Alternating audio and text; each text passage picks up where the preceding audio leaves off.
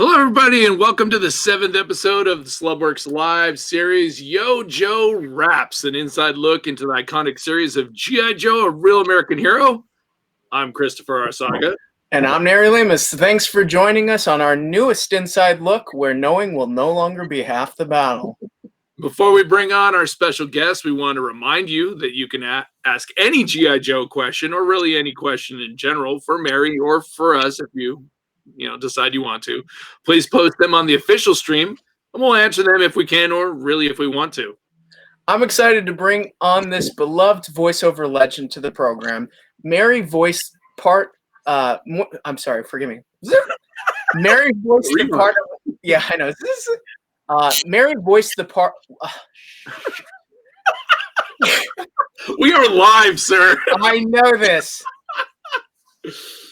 Mary voiced one of the most beloved and iconic G.I. Joes of the original G.I. Joe G1 cartoon series. She was the voice of Lady Jaye. Mary has also voiced Lois Lane in Super Friends, Veronica Dean in Archer, Maven in Batman the Animated Series, and Wonder Woman in the 1988 Superman series, just to name a few. Mary played Frau Peck in the live-action TV series Grimm. We have to mention Mary is also one of the top dialect coaches working on a number of top TV series, including Grimm, Dollhouse, Leverage, and the movie series Twilight. Mary also voiced numerous radio commercials, and one of her most memorable works is Mary, the voice of OnStar for General Motors navigation system, which was heard in millions of cars. Please welcome our friend and client, the legendary Mary McDonald-Lewis, to today's program. Yay, it's Mary. Hi, everybody. Hey, Mary, how are you doing? Well, I'm well. Nery, I'm thinking you might want to, keep that day job rather than go into the voice. Absolutely. Yeah, absolutely. I've done that so many times. I know. My apologies. My apologies. Everybody still loves you, Nery. Don't worry. Oh, sure. Whatever. You're so vintage that you were rewinding on tape, which I particularly like. That was very good that you pointed that out. We haven't seen you in forever. How are you handling the quarantine? Yeah. Oh, we were meant to be on. We were meant to be in Atlanta, I think, coming up here in the next few weeks, maybe even next weekend. You guys. My motto is it could always be worse. It could always be worse. I love where I live. I love my little flat here in Portland, Oregon, and I've got 2 wonderful dogs to keep me company. And Portland's a beautiful area, so like everyone else, I had to get used to lots of solitude, and that mainly comes up around not being able to go out to restaurants and meet my friends, and for what we call happy hour, but I really suspect it's sort of early bird dinner. But nevertheless, we can't go to theater and movies, and that's kind of where it hits me, is those evening activities, because during the day I work out of my space or out of studios.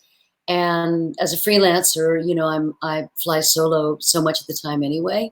Yeah. But I think we all know people who have it worse off than us, and so I think it's pretty incumbent to be kind to everybody and be as patient as we can be. And if folks need something, if folks are food insecure or are feeling down, feeling depressed, all of us have to be receptive to that and responsive to that. Absolutely. Here in Portland, on the union side, actually, our union, SAG-AFTRA, nationally, and then certainly here in Portland, we've been urging our members that if you need us, if you need support in some way, we're here for you. And we can all do little things throughout our day. For sure. That's true. But this quarantine hasn't stopped you making appearances on the news. So we just caught a couple little posts, and I actually followed it as you were posting. But I'm pretty sure that there's some people that don't know, but I'm sure they'd love to hear the story. But you just recently helped save a pig. Terrible. So can you tell everybody how that unfolded, how that happened? Sure. And you just holler at me if you have questions, or if I go long. No, don't worry, you're good. You'll be fine. You know, there's a lot of animal activists that were involved with G.I. Joe. Michael Ball being one of the most famous. Frank Welker also loves animals and has been a big supporter. And, you know, that's kind of true, I think, of the animation community in general. We're softies. And someone here in Portland, Oregon knew that I was involved in animal activism.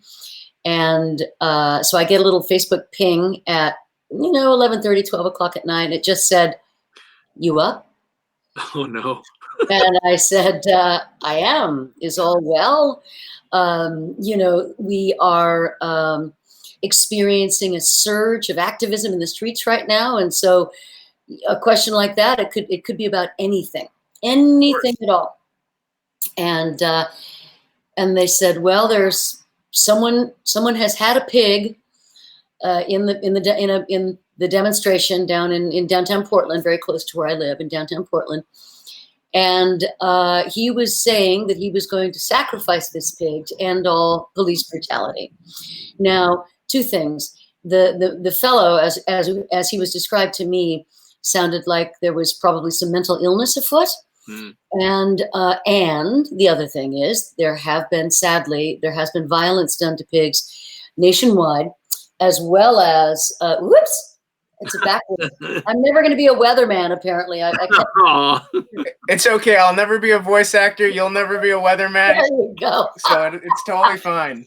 Exactly. We're all in our places with bright, shiny faces. So I asked a few questions and I said, where's the guy now? And this person talking to me about this said, well, these young activists have the pig. The guy's gone. These young activists have the pig. And I said, okay, what's your location? And down I went, and now it's about midnight. And myself and one other woman who was also called, she was a mother of one of the activists, we begin making phone calls, and we're calling everybody. Yeah. We're calling certainly animal control, the Humane Society, animal rescue organizations, police emergency and non-emergency. There happened to be a fire department right next to where we were, as we simply walked down and knocked on their door. And equine, 24-hour equine vets, livestock movers. We called the world, and now it's 3 o'clock in the morning, roughly. Oh, wow. And this is it's in a funky part of town. It's down along the river, and rivers classically are home to folks who've fallen on hard times. Yeah. And also there's been demonstrations, and so people are heated up, and there's a lot of energy in the air. And so I sent the activists home, and the other woman chose to stay with me, and I said, okay, so let me tell you a little bit about the pig. They had gotten the pig from this person. She was about 300 pounds. She had just a little tiny piece of yellow twine around her neck, and she was lying down. The activists had put all of their jackets on her. It was so cute. Aww. And they had found a blanket, so she was literally a pig in a blanket. Oh, that's so cute. And so I said to the woman, now, if you park your car, come up on the sidewalk. If you park your car real tight in at this angle, sorry for my hand, real tight in this angle, and I park my car real tight in this angle, well, right in that triangle up against a stone wall, we created an ersatz pigsty. Oh, that's cool. And I thought to myself, well, we can't manage to get the cops here, but we've got 2 cars where they shouldn't be, and I bet a cop will come around before too long. So she fell asleep in her car. I sat up because if Miss Betty Pig woke up, I needed to be there for her, or if folks came to bother her, I needed to be there for her, or a dog or whatever. Right, yeah, you got to keep an eye on her, yeah. Absolutely. So I'm sitting in my car playing Words with Friends, hanging out. It's all good. Yeah, baby. Christopher, we've had some good games going. I probably made a move or two with you right there that night. Yeah, that's true. Huh? Oh my God! So you're a good Words with Friends player, my friend. You are. You're good. So Sure enough, cops cruise by, they slow down, they turn up on the sidewalk coming at us, put the spotlight on me. And I get out of the car with my hands up and walked over to their car window and I said, "Hi, my name's Mary McDonald-Lewis, and this is going to sound crazy, but right over that low stone wall is a 300-pound pig." And they kind of looked at each other and looked back at me. And one thing led to another. And by golly, they went off on a call. 20 minutes later, they're back and they said, "Okay, we're going to deal with this. We're going to fix this. This is going to have a happy ending." Yeah. Next thing I know, a dozen cops are down there. They've put their heads together and they found a retired cop who had an animal sanctuary. And he agreed to take Betty the pig. I mean, Betty the pig is going to be probably 500 pounds when she's full grown. This is a big old Yorkshire pig. This is not a little, pot belly.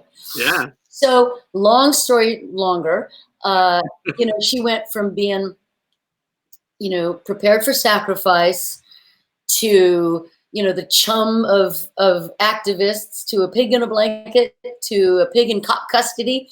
And now she's just some pig. Oh, that's so cool. And she's living on a farm. I have pictures of her, and I'm going to go see her on Saturday. That's so cool. And it had a happy ending, and I think that I think it's easy to step in when you see cruelty. Yeah. I think it's hard not to. I think, but I think you're one of the exceptions, Mary. I think a lot of people have the bystander effect, which is, somebody will come along and save that pig. And you're always proactive. And I think that's the key of activism, is to be actually active. Yeah. Yeah. I think you're right, Nery. But I do think that once people try it, they kind of go, "Oh my gosh, I just stepped up and I was safe." People are afraid to stand out. I think that's what it is. And so I think for us extroverts, it's a lot easier to go, "Okay, come on, what are we going to do? Someone's got to, all right, it'll be me. I'll make all the decisions, I normally like to step up, but when Mary's around, he makes me go away. So, I have that effect. I'm just kidding, Mary. He's silent. It's my silence speaks volumes. Yeah,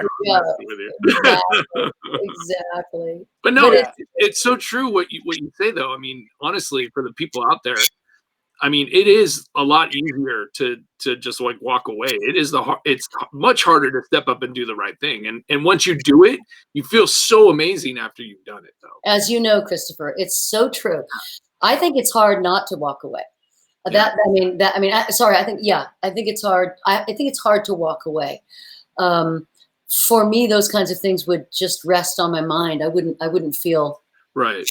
I wouldn't feel it's those things. It's like what they say also, it kind of goes in the same vein of that. They say you don't ever regret the things you did. You regret the things you didn't do. So it kind of goes along that same thing. Yeah, big time. Because then you go home and you're like, what, if you didn't help I could have helped that pig and maybe something bad would have happened to it, Yeah, absolutely. So I guess our challenge to our watchers and listeners today is go out and do something brave. Next week, in the next 7 days, we'll meet back here in a week and we'll take reports from everybody. And I think that's great advice for a lifetime, is to go out and do something brave. You'll never know what door opens for you. Oh. My famous line at night when you said somebody sent you a message that said, "Are you up?" My famous is, "Depends on what it's for." Yeah, right. Exactly. I'm like, yeah, it depends. I might be up. I don't know. Well, I think my answer is always, "Well, I'm up for whatever you're pinging me about." That's good. Speaking of doors opening and taking initiative, what was your first role in the business and how did you get into the business? Sure. I'd moved to Los Angeles after college. After college, I bummed around Europe for about a year. And, funnily enough, was most fascinated and most enjoyed my time listening to people talking, listening to all the accents, listening to all the voices. So, all of those things were kind of bubbling away in me, I think, from the very beginning. And I moved to LA and with a sweetheart. And I had rescued a dog, as usual, a Collie Bernard mix named Pal, short for Palooka. Aw. And so I was lying in bed one morning, and the dogs were tussling outside, and then it sounded like it was going to turn into kind of a proper dog fight. I went outstairs, stepped off my porch, stepped into a hole that one of the dogs had dug, and snapped my ankle. Oh no.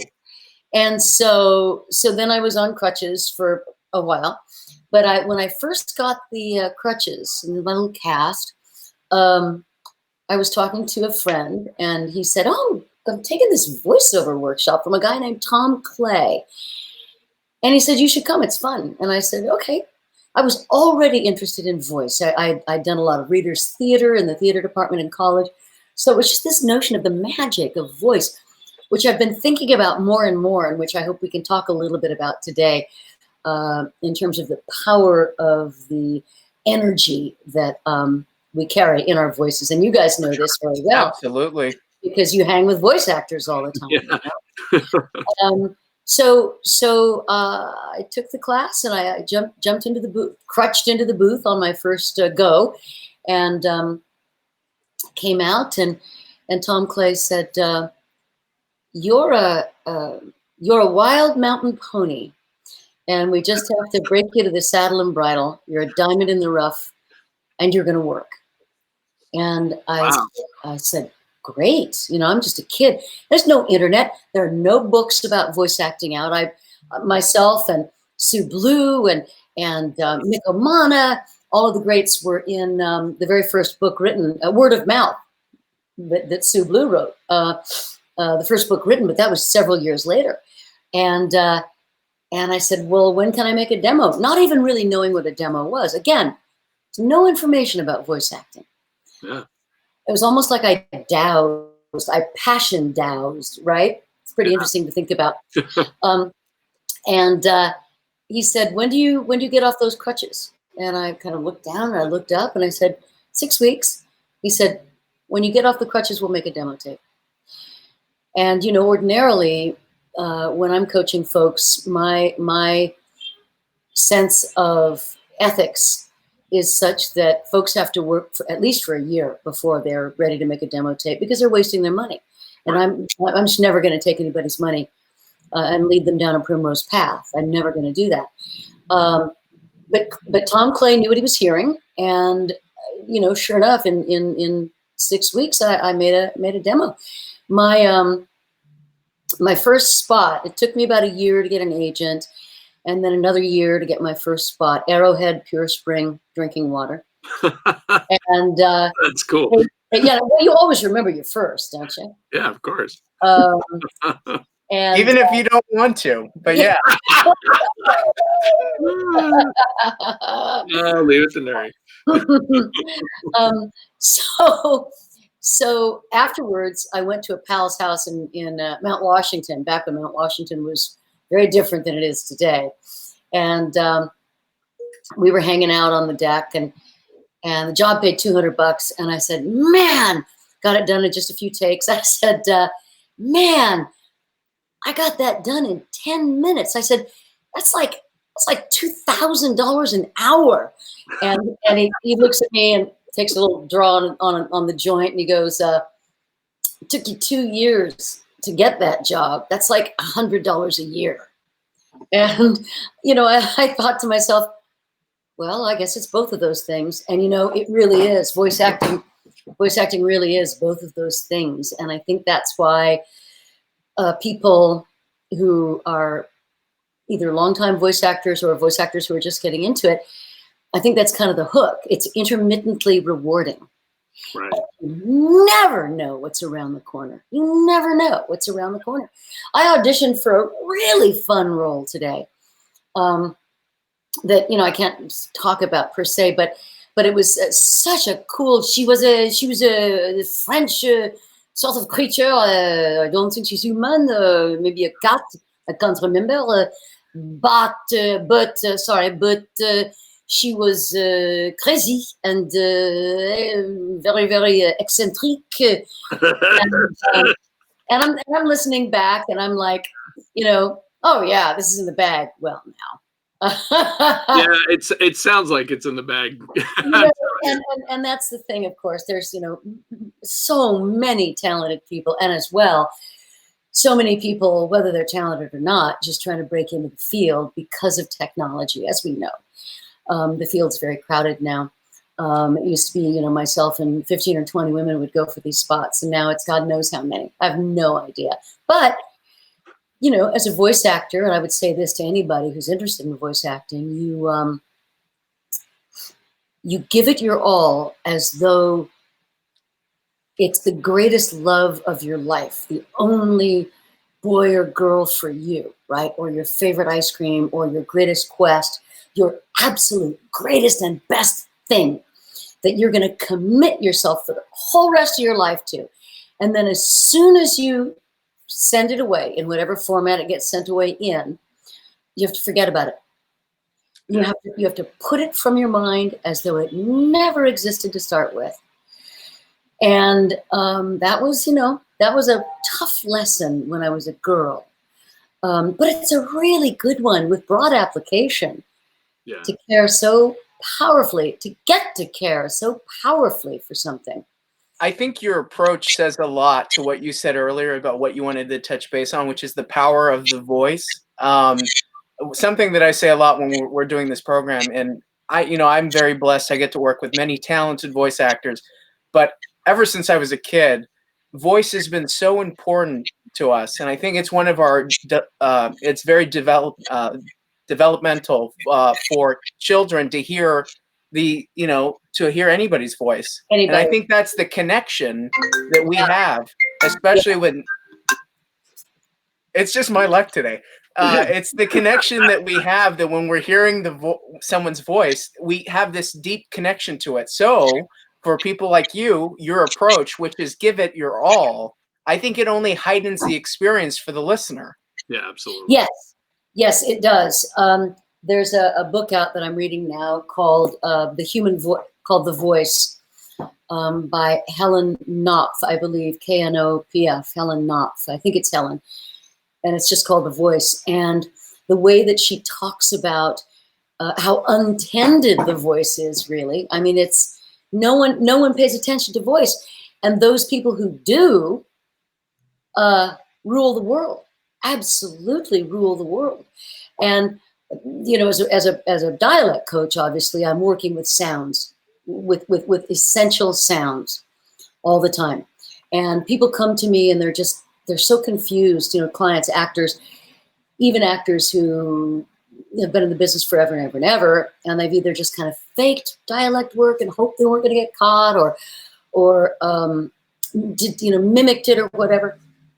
And when they finally sit down with a dialect coach, they've got shame issues, they've got fear issues, they've got a lot of things going on. And all of that is oriented around the fact that they don't know how dialects get learned. It's this huge mystery. Yeah. And so the very first thing I say to them is, dialect work is not mysterious. It's not mysterious. It's just hard. And hard is easy. Mysterious is impossible. Hard, that's easy. And then we go on to talk about all languages, accents, and dialects being simply repeating patterns of sound with agreed upon meaning. And so as we get into dialect work together, the client comes to learn that all we're working with here are sounds. So we take this we're not even working with words. We're barely working with meaning. We're just working with sounds and patterns, right? Understanding those patterns. And then if we take it just a step back, Nery, as you were just saying, where I've moved to recently is sound is energy made audible. It's just energy. I love that line. Energy made audible. That's phenomenal. TM, baby, TM. Ah, Sound is energy made audible. And so if we talk about being transmitters and receivers, or transmitters and receivers, yeah. if we talk about, in the world of voice acting, or in the world of evangelical sermon giving, or hate speeching, or inspirational speeching, you name it, or talking to a child or a frightened horse or anything, if we give some thought to the times that our hearts have been cracked open by someone saying something, yes, of course, we have things that we call words, which have some general definitions, but you guys and I both know that how I might think of the word, cuddle, may have a completely different internal experience on your part, right? So Right. words are crude. They're gross, as in gross muscle mass, right? They're large and clumsy, really clumsy, and they fall short. Even though we try and try and try as poets and writers and singers, we try to touch people with our hearts. But in actuality, what we're touching them with is the energy that's contained within these words. Our words are clay vessels to carry energy forward. Wow. And so I've been giving a lot of thought to that, as you can tell. we're getting like so much like in depth here. I love it so much.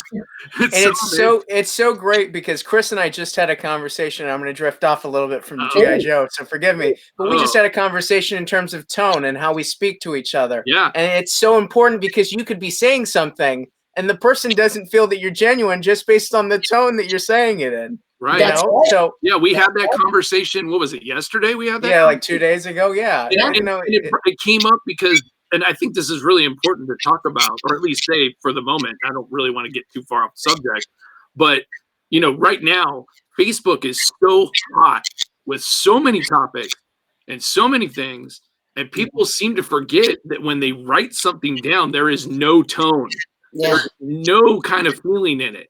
So unless you put those words and or emojis that relate it to more to what kind of tone you're setting, you could piss off people. And I think that's like 90% of the problem with what's going on online is that people just don't understand each other. They get pissed off and then they go each other's way, and then nobody communicates anymore.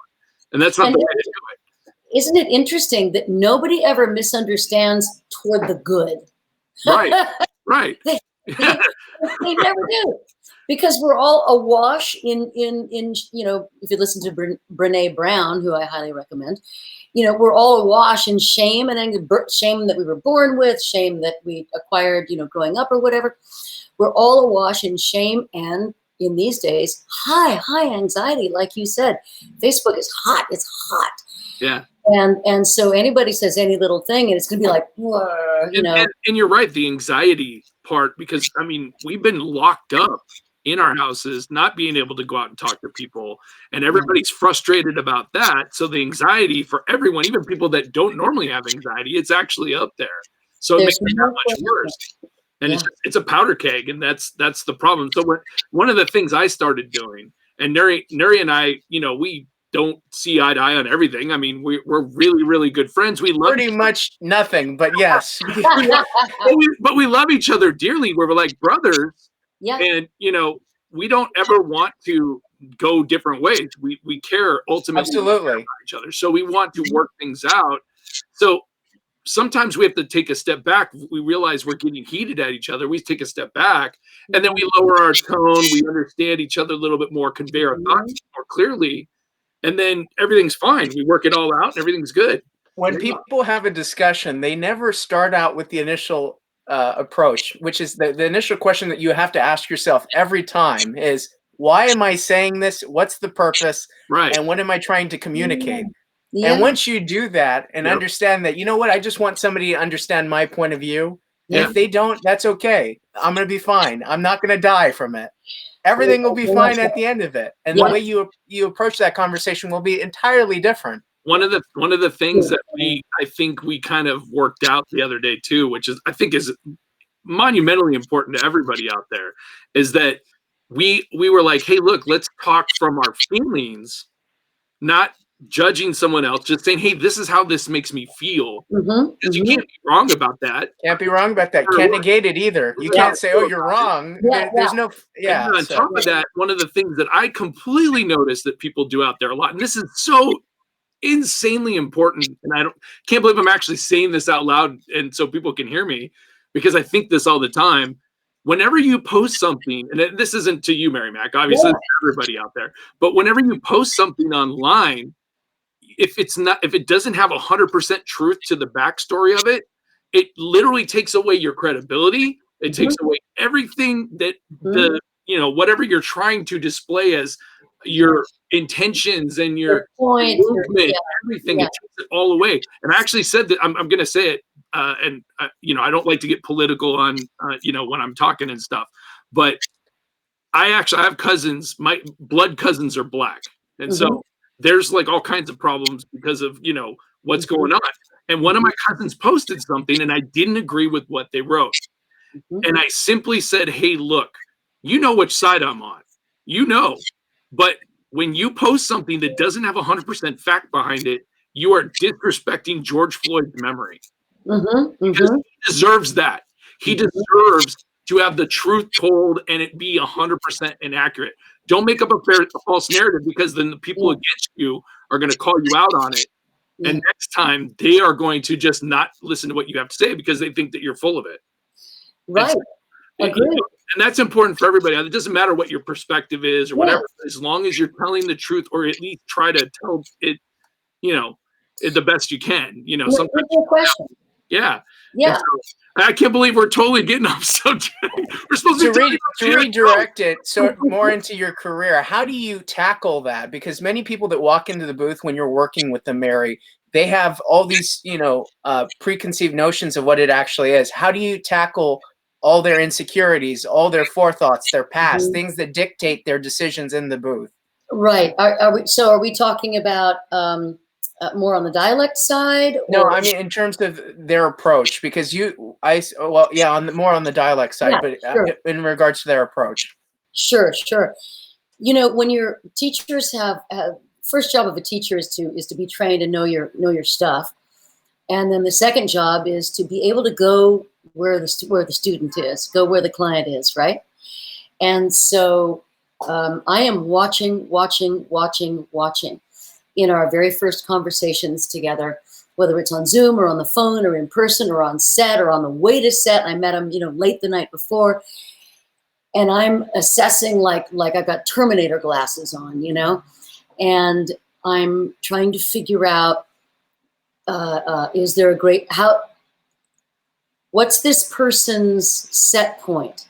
Is this person's set point being defended? Is their heart armored? Are they anxious, which is a different vibration altogether? Are they comfortable and relaxed and open? Are they touchers? Is that a part of how they communicate? Yeah.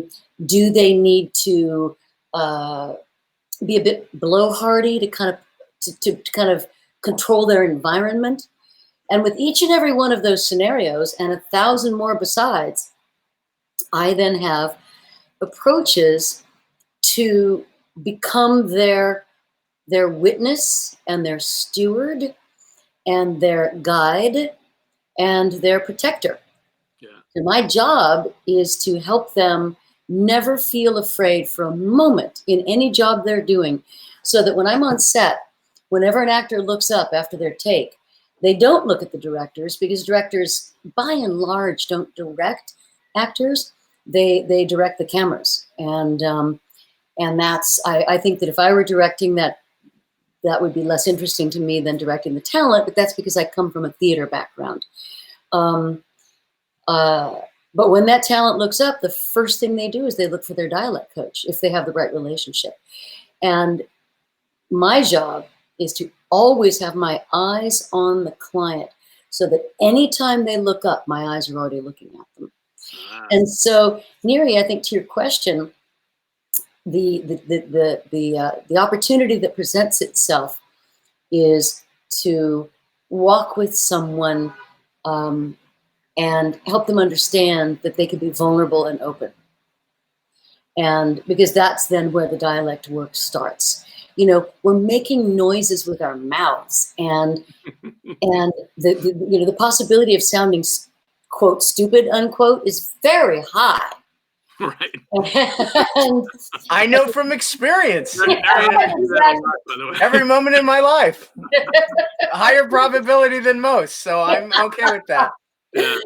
Oh my goodness. So so if they just learn that they can set down their armor, and if they can learn that anytime they see me, anytime I show up on set, they have a kind of a wash of serotonin release, because they associate me with being able to relax back. But that's also more credit to you and your personality, Mary. I mean, after you have been working with us for the last few years, it's a lot of credit to you and your personality. You're very calming, soothing. You relax anybody just by your presence. So that's a compliment to your energy, of course. Thank you. I'll tell you, I think that, fans might be curious to know, Gi, you're star and co-star of all these shows, and I've got a big project coming up on the VO side, on the VO film side, animated film side. I would have already completed it, but for COVID, and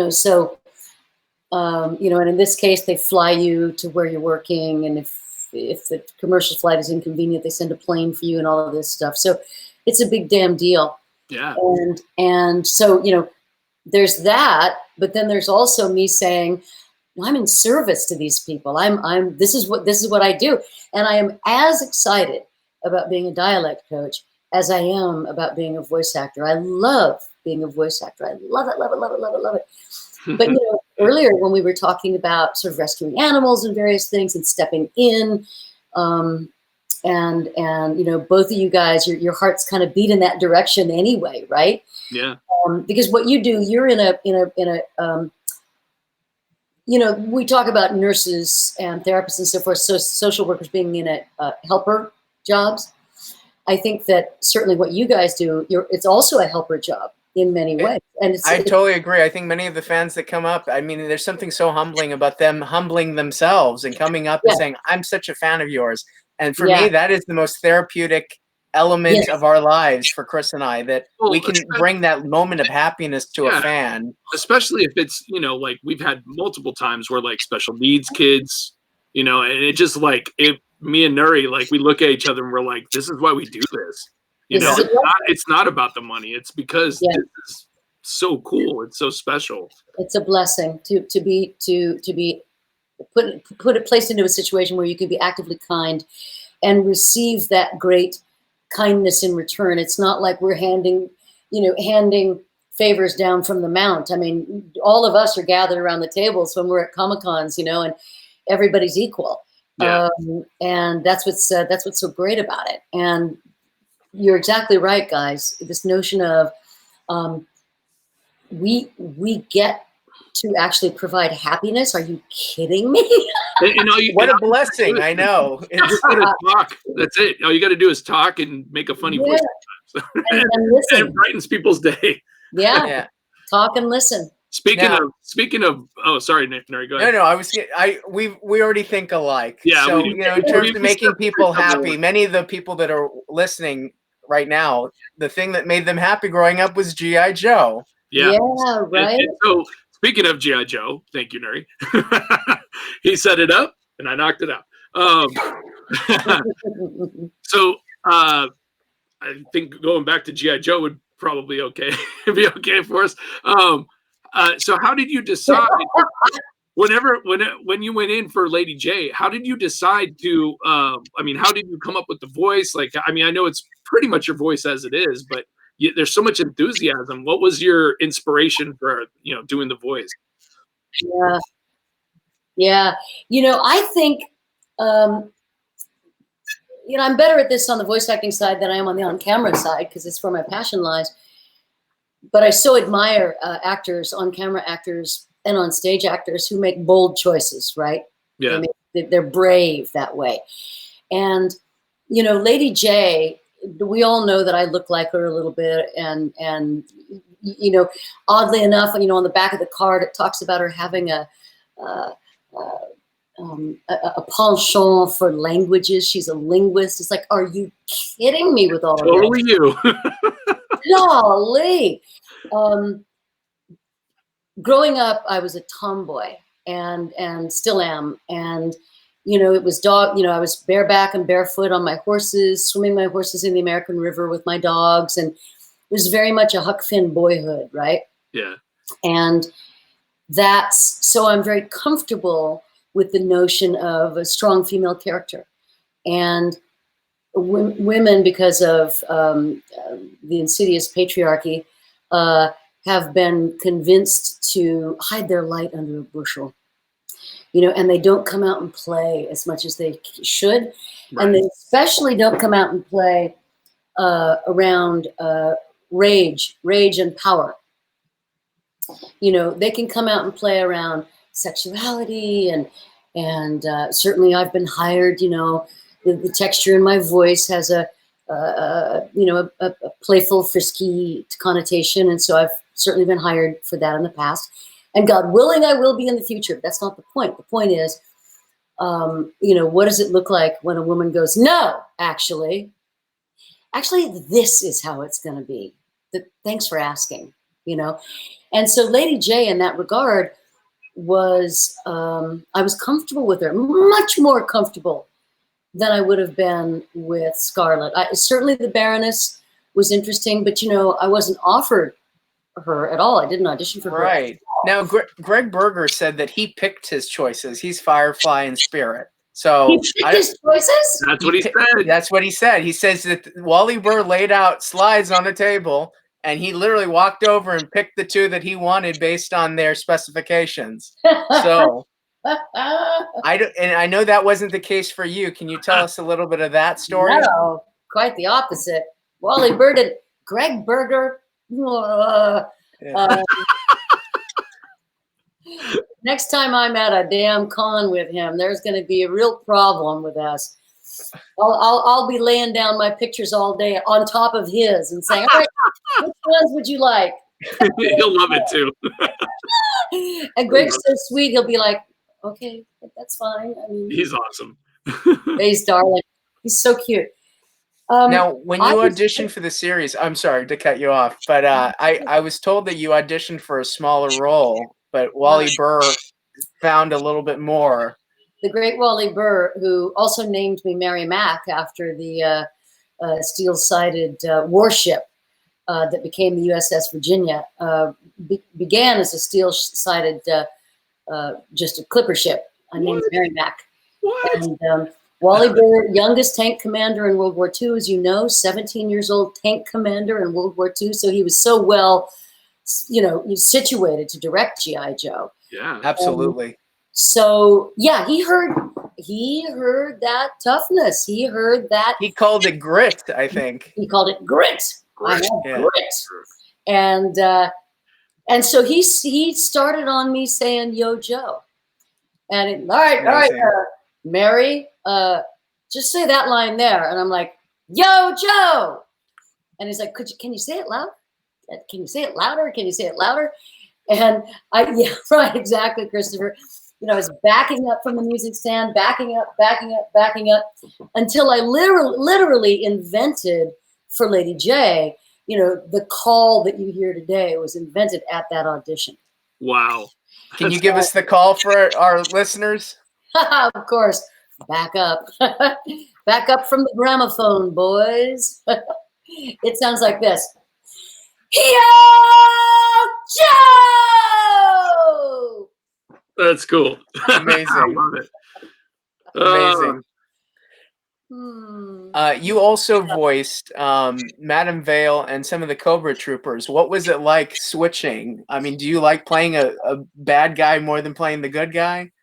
You know, I never got any calls to audition for My Little Pony or the Smurfs. Let's put it that way. So I was definitely typecast as a strong character and as a kind of a deeper voice character.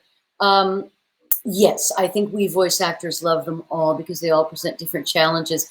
There's one beautiful scene in one of our episodes where I am an older Hispanic grandmother, her little grandson, and Lady Jaye.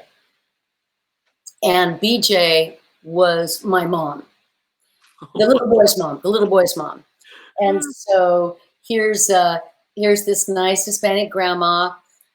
Christopher probably looks like some of your abuelas in your life, or your tias, right? Yeah. And then there's this little boy, right? There's this little boy. I don't know where she went. She was here earlier, but she went out and she was very angry, you know. Oh, that's so cool. The grandmother, she's stuck, you know, she's so hard. I think too hard, you know, and then there's Lady Jaye, you know, trying to figure it all out and save this young woman before she makes a terrible mistake. But it's the beauty of voice acting, isn't it? Absolutely. Cool. All these marvelous characters. You had an all-star cast on the series. Can you walk us through one of these famous Wally Burr sessions? You know, I think it's wonderful, you guys, that you have brought to life through your work and a real understanding of the culture, such that, you know, your references to a Wally Burr session is something that the fans understand. Yeah, absolutely. Oh, yeah, you know, and that's amazing, because, you know, that could have all been lost to history. That's true. And you know, we of course didn't know that Joe was going to become Joe as we were doing it, but given that it is, blessedly, how nice it is to know that there's kind of people looking through the window of the sessions and enjoying them, you know. And I had a client who just reached out to me. His name's Jason Marsden. He played, I think, he played young Duke, right, in future G.I. Joe series. Well, he was just Duke in Duke, yes. That's so right. he just sent me an email the other day. He goes, you know, this is like a time capsule that we're gonna later see on and look down the road and go, oh my God, this is something we can't get back again.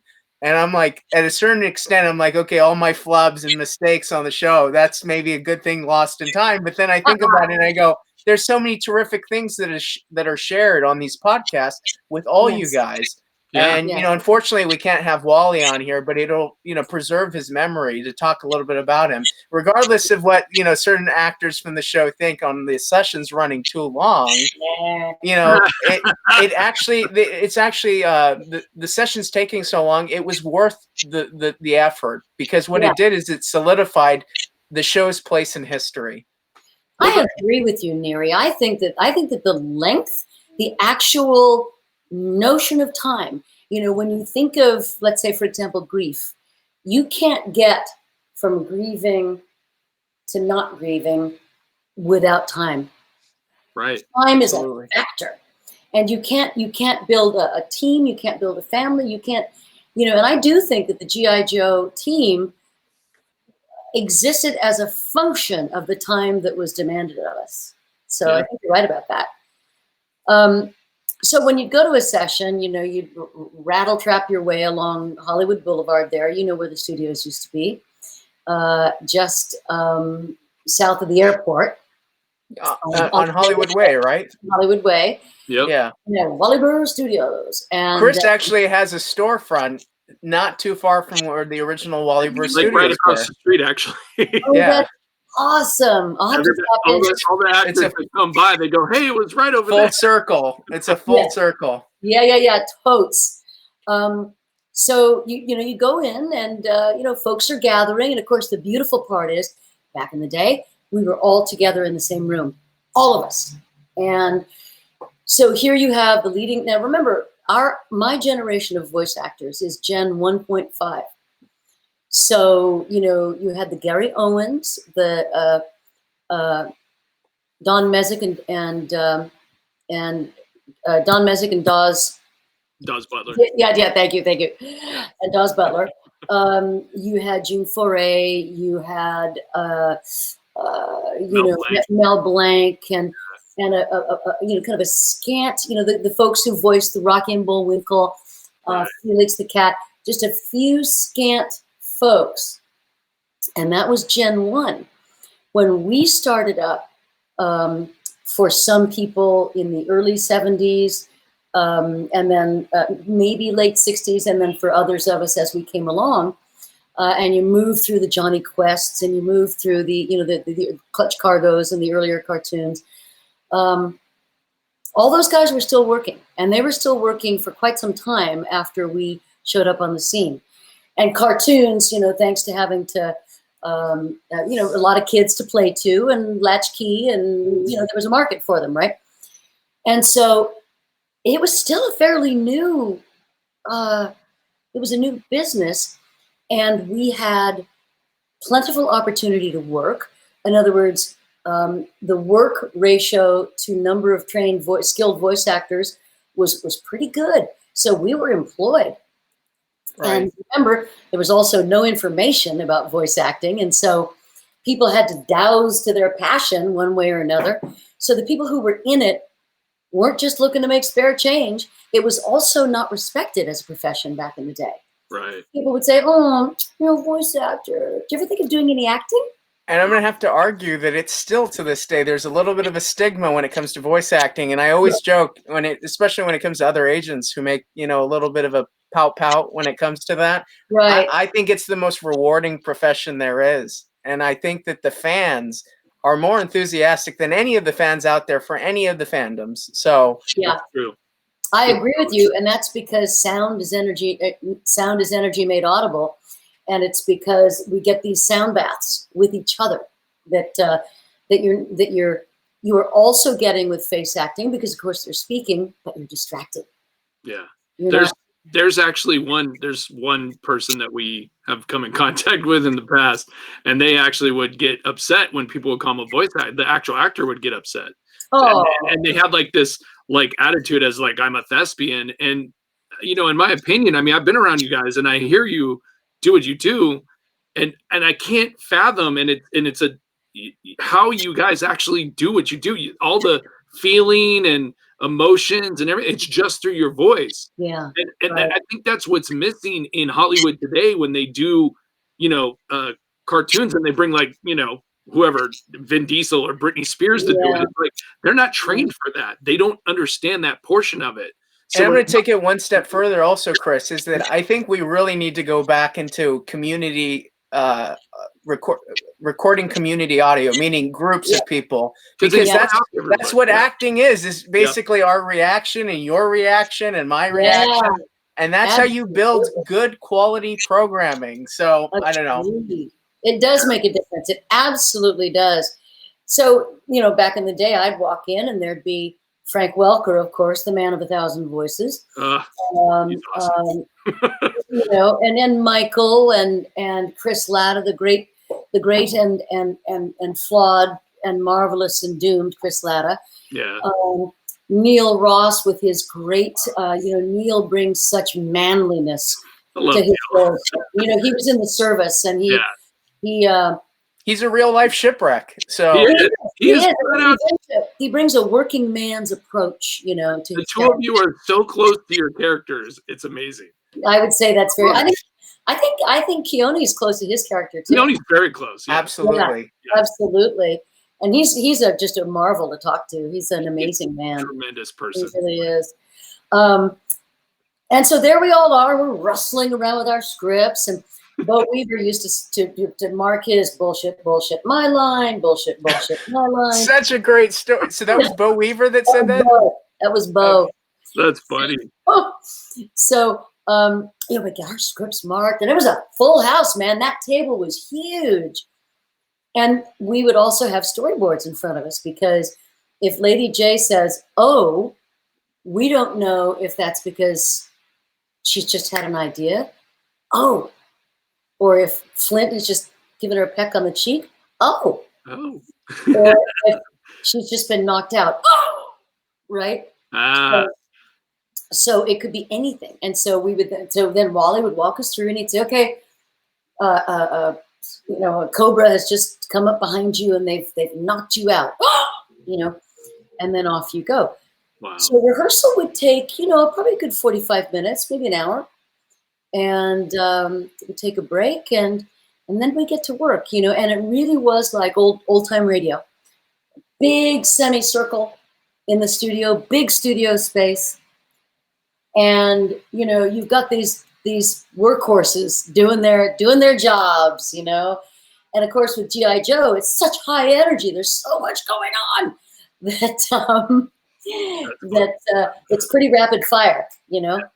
And because we knew and loved each other, there's that generosity, Nery, that you were just talking about in terms of being in the room together, and we could feed off each other. There were times when I recall very distinctly one time where Lady Jaye was fighting some cobra, and the two guys on either side of me just quietly reached out, each of them, without even consulting each other, and took each of my arms, so that it was, you know, that kind of thing. And so got very realistic fighting going on, you know. Wow.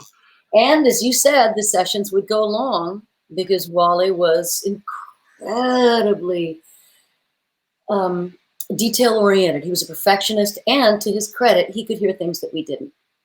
Well, it's funny. It's funny if you think about it, because that's kind of, it is a lot of foresight on his behalf that he wanted it that good, because back then it was more about they just wanted to sell toys, you know, for the cartoon, but the cartoon was phenomenal. I mean, it ended up being that, I believe that, I mean, at least for me, I can't speak for all the Joe fans out there, but the cartoon was like, even though I had all the toys, it overshadowed everything for me. And whenever I played with the figures, you guys were the voices for those figures. Isn't that funny? You know, that was it. So actually that leads me to my next question, which is kind of funny. How does it feel? Like, this trips me out every time I talk to my clients about this. And I've never asked this question to any of you guys. How does it feel to have, like, somebody walk up and you're like, this is me. This is, I know. This toy is me. that would trip me out. It's you know, I think that for me, it's been a journey of note it, take it in, be grateful, which is all that's very natural for me. I'm a naturally grateful person, thank God, and I'm grateful for being naturally grateful. Yeah. I've actually got a tattoo on my wrist that says Hallelujah, because I'm almost always in a state of perpetual celebration, you know. Oh, that's awesome. Hallelujah. Yeah. Because I'm always like, yeah. And tomorrow there will be a bunch of G.I. Joe fans with Hallelujah tattoos. Yeah, baby. So it's, you know, it's noting it and taking it in and being really super grateful for it. Yeah. But then also, like that audition I did earlier, kind of forgetting about it, letting it go at that point. Right. You know, I'll tell you one time, and I know we want to take questions from some of the fans, but as soon as you're done with the story. Good. I was driving home late one Saturday night in Portland, probably from a bit of theater, because I watched a lot of theater before the pandemic. And this was about, I'm going to say 4 years ago. I'm driving home, and I drive past a bar in downtown Portland where a lot of actors go after the shows. There could be actors from 4 different shows in this bar. And I said, oh, I think I'll pull in, see if anybody's there, because of course we're all friends. So I pulled in, I walked in. There weren't any actors there at that time, and I thought, no, I'll get a whiskey anyway. So I go up to the bar, and I said, I'll get a Jameson's neat. And this young man is next to me, and he says, how you doing? And I said, I'm fine. One of the things that I love about Portland is that we're not ghettoized by age. People just talk to each other. It's just not a deal. So this guy's, you know, quite a bit younger than me. And I said, I'm fine. He goes, so what do you do for a living? I said, oh, well, I'm a voice actor. And he goes, you are? He said, don't tell me you've done cartoons. I said, I've done cartoons. And he goes, don't tell me you've done G.I. Joe. Hey, Sullivan. My guard dog Sullivan's putting up a fuss out there. He said, don't you tell me you've done G.I. Joe. I said, yo, Joe. And he said, don't you tell me that you played Lady Jaye. No way. Way. Straight down. Straight down the line. Straight down the line. And I'm like, that's me. This young man grabs me, lifts me off the ground, runs outside the bar. My feet aren't even touching the ground, plunks me down on the sidewalk in front of his friends. And he goes, what was I talking about earlier? And they're like, cartoons? He said, yeah, but what cartoon? They're like, G.I. Joe. He said, what character did I say was my absolute favorite character on that show? And they're like, Lady Jaye, what? And he goes, this is Lady Jaye. That is phenomenal. I'm a firm believer of serendipity. So that's exactly proof that exists. Oh my God, is that amazing? Absolutely. And that's the kind of thing, more than, even more than the toys that kind of, this is Sullivan. Hi, Sullivan. How are you? Everybody be kind to animals. Spay and neuter animals. He's so pretty. Yeah, he's a good boy. Mwah. So, okay, so should we get some questions? Sure. And then we're going to, before we end, we have to bring up a story that Michael Bell brought up on last week's episode. We got to get that in before Absolutely. Okay. Will be like, wait a second. Ed Schumacher says, can't wait to meet Mary at Joe Fest. We agree. I've seen somewhere. Okay, forgive me. Trevor Bronson asked, I had seen somewhere a table read of Mary and Bill revealing that Lady Jaye was having a child. Fans know that child is Marissa Fairborn, a favorite character for me in my collection. What is the opinion of the three of you? What is the opinion of the three of you on that legacy of characters?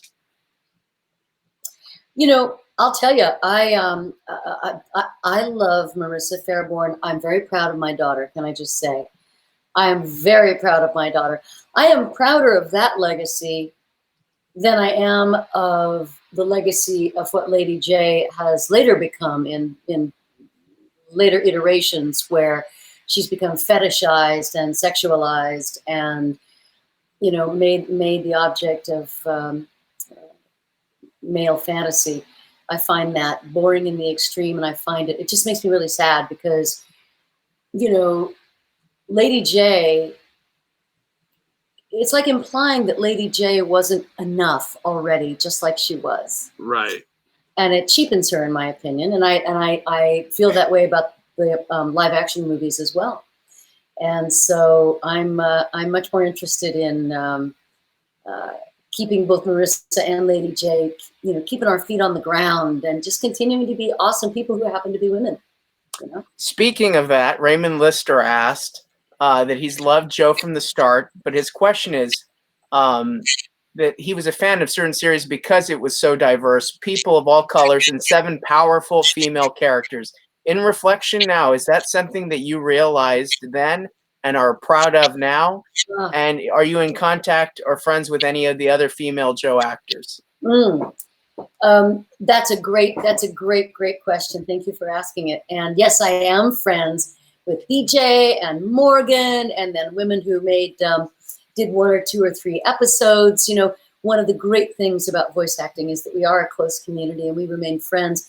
I also sit on the national board for SAG-AFTRA as a national board member, and my job is to represent Oregon. So I represent the actors in this market, and then of course, in service to the board, I represent all actors everywhere, all 160,000 members of SAG-AFTRA. And when you sit on the board, you are sometimes asked to sit on various negotiating committees, to work on the contracts, to negotiate for strong contracts for the actors. Our TV theatrical contract negotiation just ended, and it was very successful. So I sit on the animation negotiating committee with my chair, Bob Bergen, David Soboloff, oh golly, D. Bradley Baker is on that committee.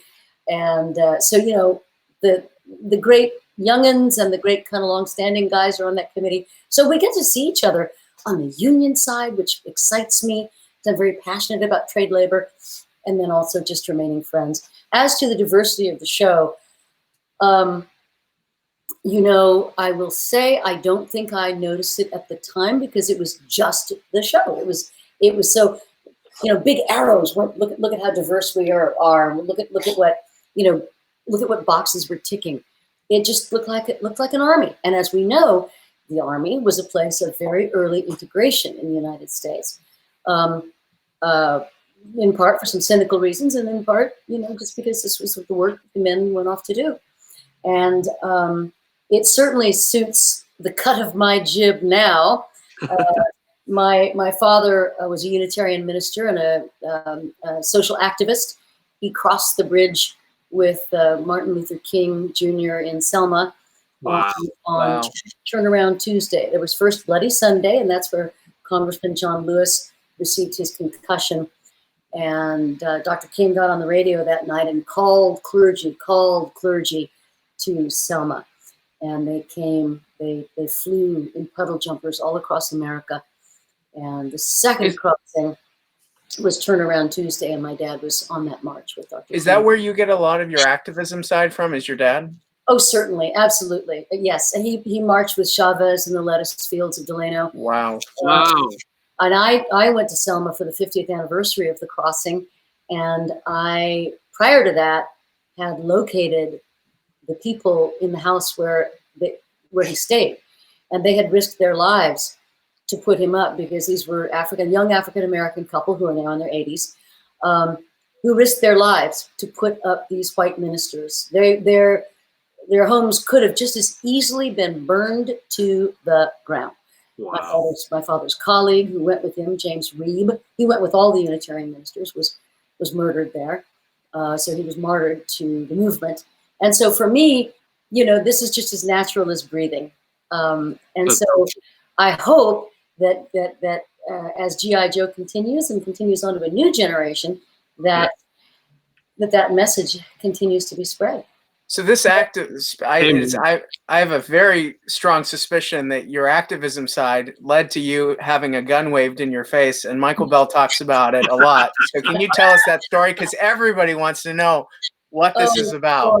Absolutely, absolutely. Michael and I were involved with the above ground spokes group for the Animal Liberation Front called Last Chance for Animals.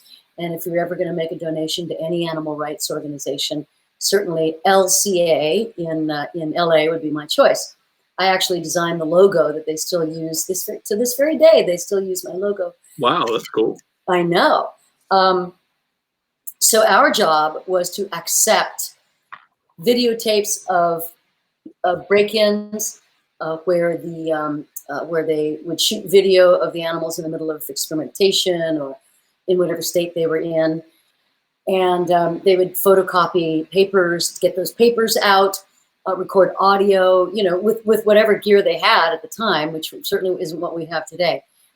And then they would provide Last Chance for Animals with that paperwork and those videos, and then we would go to the press, because of course the Animal Liberation Front would be arrested and taken to jail, which some eventually were, but most of them were able to do their work and not get arrested, and not get caught, by which I mean, which is great. So here we are. We are going to infiltrate a fundraising dinner at Loma Linda Hospital. And the money raised is going to go for more animal research, more vivisection. And I'd seen plenty of film footage of what went on in that lab, and I was going to do my best to stand against it. I think they should have been suspicious, because all around the room, primarily single seats, people were ordering tickets to the dinner, and they were all vegetarian. I think they should have known that something was up at that time. And so, every time we went into these things, I would think to myself, oh, I get sick to my stomach. Here we go, because we were arrested and tased and hauled off. And it's anxiety provoking, but you're going to do it anyway. Right. So we had a videotape of the inside of Loma Linda's labs. Javier Burgos, who heads up an organization called Suppress, had that videotape from the ALF. So the guy in the white coat goes, now we're going to show a videotape of all the advances made from animal research. Oh, no. And Javier goes, excuse me. I happen to be a fan of Loma Linda. I follow everything it does very closely. And I have made a video of Loma Linda's work. Can I play my video before you play yours? And God, you couldn't get away with this today, but the doctor said, and I quote, well, I believe in spontaneity. Why not? Oh no. No. Love it. and I'm like, here we go. You know, we're all dressed up. And he puts this video in and boom, you know, he hears all these images on TVs all around the room. And the room just erupts. And there's all these big men with sort of, you know, red noses and women in their furs and pearls clutching at their balloons. and my job as vice president of Last Chance for Animals was to look for fires, look for fires, look for fires. Where do I need to be? What fire do I need to put out? Well, I didn't have to go far because I was still sitting down. The room was in chaos. And I looked over, and security guard has his gun stuck in the stomach of Javier Burgos, stuck right into his stomach. And before I could stop myself, and in a voice that sounded like, well, pretty much like Dorothy Gale in The Wizard of Oz, I slapped his hand and I said, "You put that away." And the guard goes, "What?" The guard kind of looks down at me, and Javier kind of looks over at me, and I slapped his hand again, and I said, "This isn't the place for that." And so phenomenal. I don't even know where those words came from, but it was really like, you know, Dorothy slapping the nose of the cowardly lion. Oh my God, that's so much.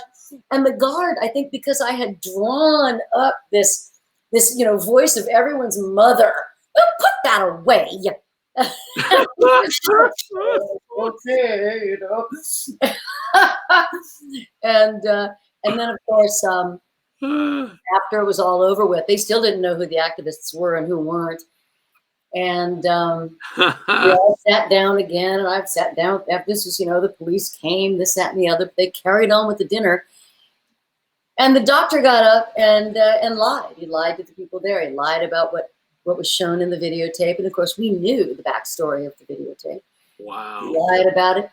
And, you know, that's one of the many times where I learned that it's not so much what people tell you in terms of how things are. It's what you come to know yourself about how things are. And that means being curious, but also being skeptical, asking questions, not accepting yes or no for an answer, but continuing to ask questions in no matter where we are, And we have so many things facing us these days.